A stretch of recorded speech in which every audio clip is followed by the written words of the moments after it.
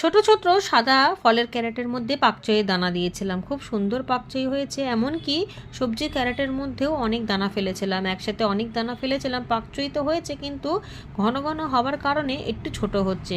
কিন্তু এইখানে যে ফেলেছিলাম অল্প অল্প, এখানেরগুলো বেশ সুন্দরভাবে বাড়ছে, এগুলো আরও বড় হবে।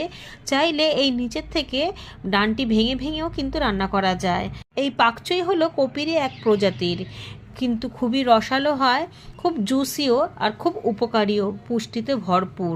যখন রেসিপি বানাবো নিশ্চয়ই আপনাদেরকে দেখাবো। এক বন্ধু দেখতে চেয়েছিলেন গাছগুলো, সেই জন্যে খুব ভালো করে দেখিয়ে দিলাম।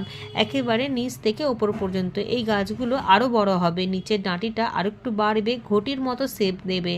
দেখতে যেমন সুন্দর, খেতেও কিন্তু ভালো। তবে মাঝখান দিয়ে পাতা কেটে নিলে কিন্তু পাতাগুলো আর তৈরি হবে না, তাই নিচের থেকে পাতা কেটে কেটে রান্না করা যাবে, কিন্তু ওপর দিয়ে নয়। আর পুরো গাছ সমেত তুলে দিলে আলাদা একটা ব্যাপার।